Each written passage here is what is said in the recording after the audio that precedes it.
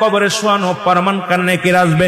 এই ভাইরা আমার, মন কান্নেকির আসার আগে নুমান ফেরেশতা আসবে, কবরে ঢুকে যাবে। সব মুসলমান ডাকতে বলবে, ভাই ওঠো, তোমার ভিতরে রূহটা দেয়া হলো। আজরাইল আলাইহিস সালাম রূহটা বাইর করেছে, আমার আল্লাহ তোমাকে জানটা দিয়েছিল, এটা কবজ করেছে। এখন আমি তোমার দুজন কেরামন কাতিবিন, দুপাশে দুজন ফেরেশতা ছিল, তারা তোমার আমলনামাটা লিখে রাখছে, ভালো মন্দ সব লিখে রাখছে। এখন তোমার হিসাব হবে, দুইটা কাগজ থাকবে নুমান ফেরেশতার হাতের মধ্যে, একটা হলো নেকির কাগজ, একটা হলো বদির কাগজ।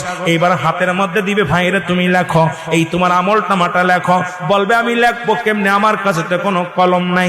ডাকতে বলে, বান্দারে তোমার কলম হলো ডান হাতের শাহাদাত আঙ্গুল মোবারক, এই মুসলমান এই আঙ্গুলটার বড় দাম। এরে আমরা হলে সুন্নাতুল জামাতের যারা মুসলমান আশিকেরা, শোনো, এই আঙ্গুলের মাথায় সুন জড়ায়ও না। এই আঙ্গুল দিয়ে আমার নবী চন্ডকে দিয়ে খণ্ডিত করেছে, এই আঙ্গুলের বড় দাম। এই কবরের ভিতরে তোমার আমলনামাটা তোমার এই আঙ্গুল দিয়া লেখা লাগবে। বাবার এই আঙ্গুলটার মর্যাদা তোমরা রক্ষা করবা। জোরে জোরে চিল্লায় বলো ঠিক কিনা। এবার ফেরেশতা ডাকতে, নুমান ফেরেশতা ডাকতে বলো, এ বান্দা, এই ডান হাতের শাহাদাত আঙ্গুল মোবারক হলো তোমার কলম। বান্দা বলবে, আমি কলম পাইলাম, কালি তো নাই। বলবে, কালি তোমার মুখের থুতু মুবারক। জোরে বল আল্লাহু আকবার। এই মুখের থুতু মুবারক তোমার কালি।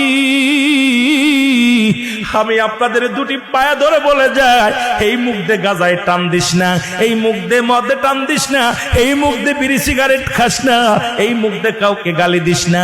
এই মুখটারে পবিত্র রাখ। মায়ের গর্ভে যখন ছিলাম, মায়ের নাভির সঙ্গে তোমার নাভিটা জুড়াইয়া দিছে, কারণ এই মুখ দিয়ে আমার নবীর দুরূদ পড়বা, এই মুখ দিয়ে কোরআন পড়বা, এই মুখ দিয়ে আল্লাহর জিকির করবা। এই মুখটা দিয়া কেমনে তুমি গাজার মধ্যে টান দাও, এই মুখটা দিয়ে কেমনে বিড়ির মধ্যে টান দাও, এই মুখটা দিয়া কেমনে তুমি হারাম খাও।